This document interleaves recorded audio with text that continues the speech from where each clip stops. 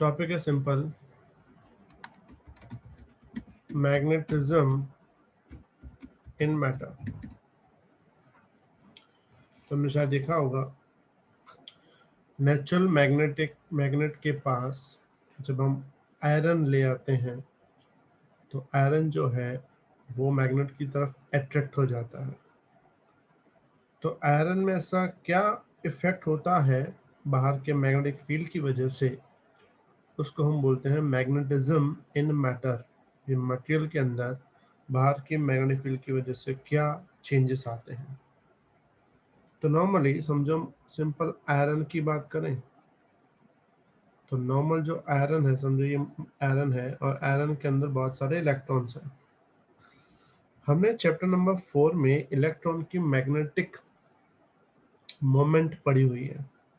तो समझो इसमें बहुत सारे इलेक्ट्रॉन है, तो हर एक इलेक्ट्रॉन की जो मैग्नेटिक मोमेंट की जो डायरेक्शन होगी, समझो हम डायरेक्ट डायरेक्शन की बात करते हैं, तो मैग्नेटिक मोमेंट की जो डायरेक्शन होगी वो रैंडम होती है। तो हर एक का मैग्नेटिक मोमेंट की डायरेक्शन क्या होगी, अलग अलग होगी। यह तुम्हें अगर मैं एरो से ना दिखाऊं तो सिर्फ इलेक्ट्रॉन के मोशन से दिखाऊं तो हर एक इलेक्ट्रॉन का जो मोशन है वो अलग अलग होगा।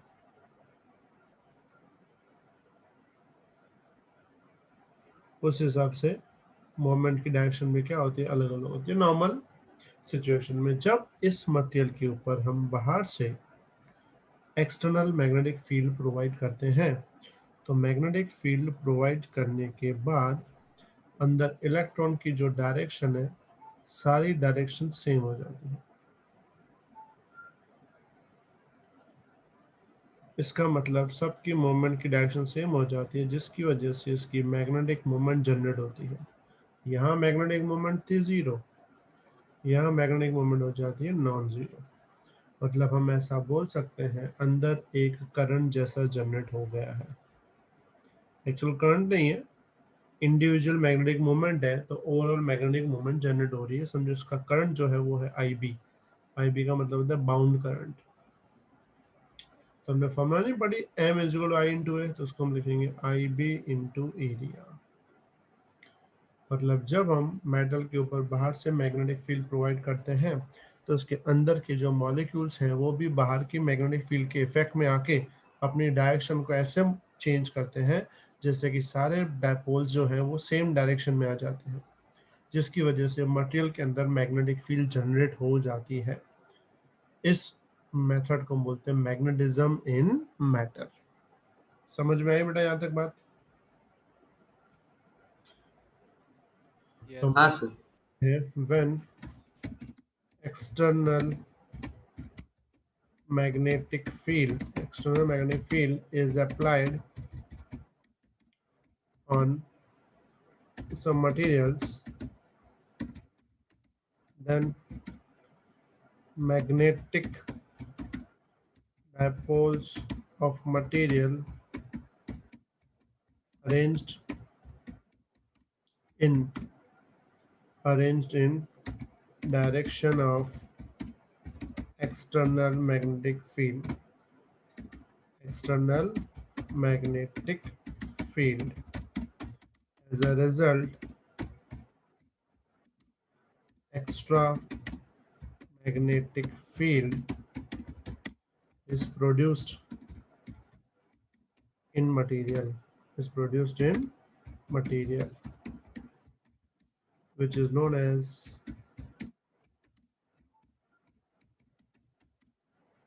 मैग्नेटिज्म। क्या बोलेंगे इसको, मैग्नेटिज्म इन मैटर। ये बात सबको समझ में आई बेटा? किसी को डाउट?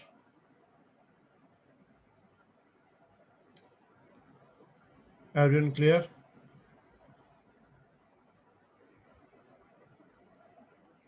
हाँ बेटा, किसी को डाउट? No sir.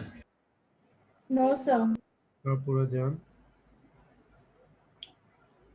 अब इसके रिगार्डिंग हम दो फैक्टर और पढ़ेंगे। एक है magnetic intensity and magnetization, magnetic intensity and magnetization. अभी क्या होते हैं वो समझ लो।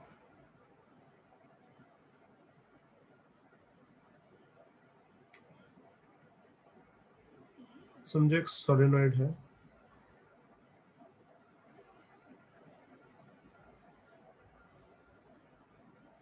होलो है, ठीक है। इसके ऊपर हमने टर्न्स डाल रखे हैं,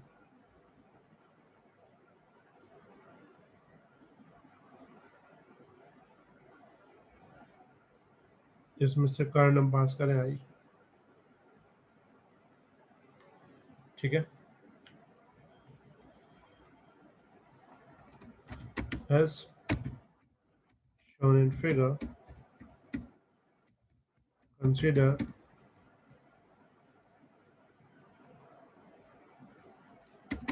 solenoid, hollow solenoid having number of turns per unit length, turns per unit length are small n, and current I is flowing through it.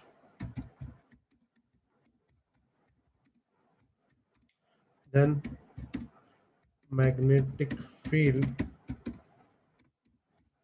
inside the solenoid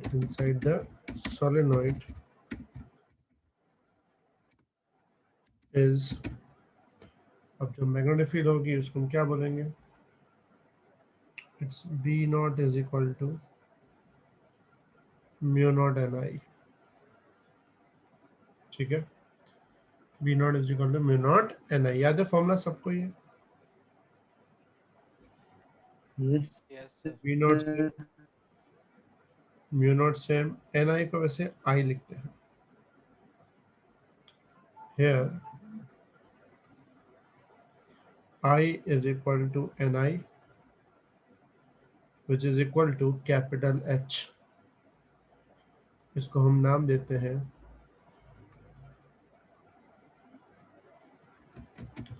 magnetic intensity. क्या बोलते हैं उसको? Magnetic intensity. किसी को doubt यहाँ तक? no sir. आप पूरा ध्यान। Now a magnetic material is insert in solenoid। अब हम क्या करेंगे? एक मैग्नेटिक मटेरियल मतलब जो मैग्नेटिक फील्ड एक्वायर कर सकता हो, जैसे कि iron. Magnetic material is insert in solenoid. अब हम सोलेनॉइड जो हॉल होता है उसके अंदर मैग्नेटिक मटेरियल डालेंगे। Then due to external magnetic field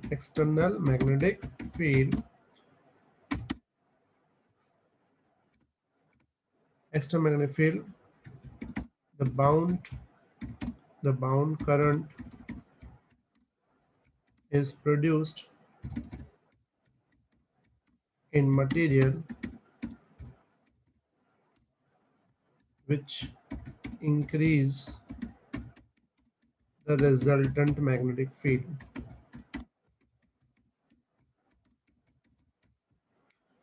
clear?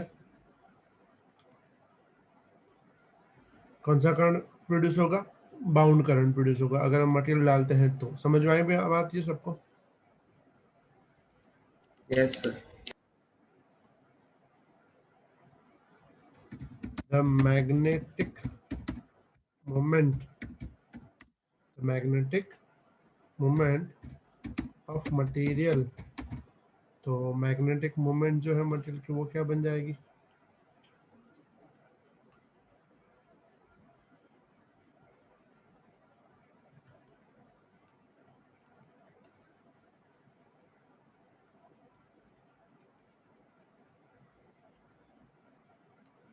उसको लिख सकते हैं m is equal to IB into area, sorry NIB into area. समझ में आई बात? कोई डाउट यहाँ तक? No sir. पूरा ध्यान।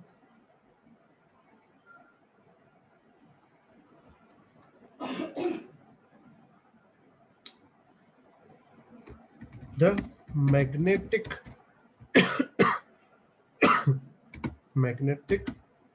moment per unit volume is known as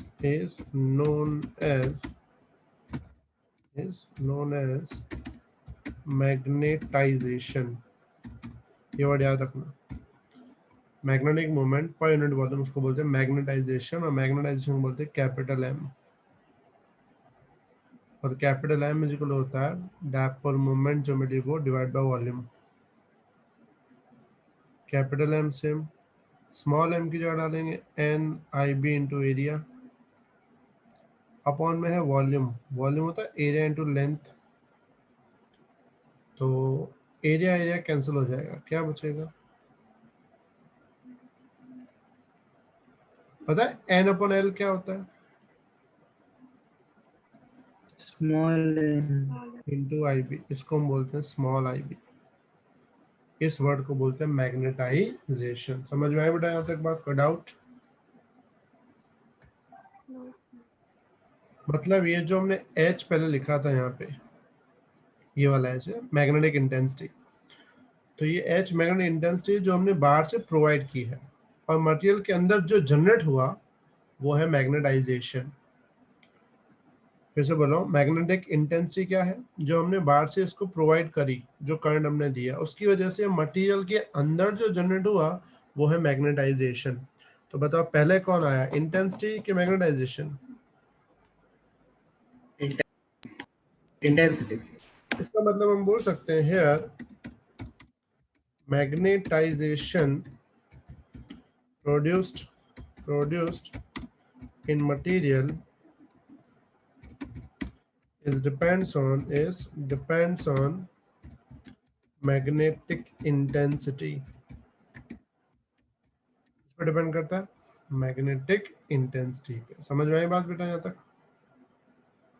मतलब हम इसको लिखते हैं जो M है वो प्रोपोर्शनल है H के। M मतलब मैग्नेटाइजेशन, वो प्रोपोर्शनल किसके है? H के। यहाँ तो कोई डाउट नहीं बेटा? Clear everyone?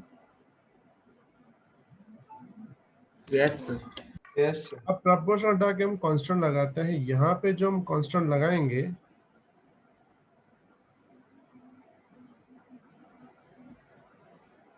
वो है M इज इक्वल टू काई M इंटू H। हियर काई M इक्वल्स टू, काई M को हम नाम देते हैं मैग्नेटिक ससेप्टिबिलिटी। तुमने शायद ये वर्ड पहले पढ़ा है, इलेक्ट्रिक ससेप्टिबिलिटी, याद है? यहाँ पे क्या होता है? मैग्नेटिक ससेप्टिबिलिटी पे मटेरियल कितना मैग्नेटिक फील्ड एक्वायर कर सकता है, उस वैल्यू को बोलते हैं magnetic susceptibility. Clear? Now the resultant magnetic field inside material, material के अंदर रिजल्टेंट मैग्नेटिक फील्ड क्या आएगी? तो रिजल्टेंट मैग्नेटिक फील्ड आएंगी दो। फॉर्मूला थी म्यू नॉट एन, आई की जगह आ जाएगा आई प्लस IB, दो हो जाएंगे, क्योंकि हमने बाहर से करंट तो दिया हुआ है, वो तो मैग्नेटिक फील्ड जनरेट करेगा ही, इसके अलावा अंदर भी जनरेट हो गया। तो B same, mu naught same, N से मल्टीप्लाई है तो NI प्लस NIB। इस NI को हमने बोला था H, याद है? देखो लेफ्ट साइड ये वाला NI इज इक्वल H, और NIB को हमने बोला है कैपिटल M। तो बन गया H प्लस M। इस फॉर्मूला में mu naught same, H same, M की जगह ऊपर वाली फॉर्मूला डालेंगे कायम इंटू एच।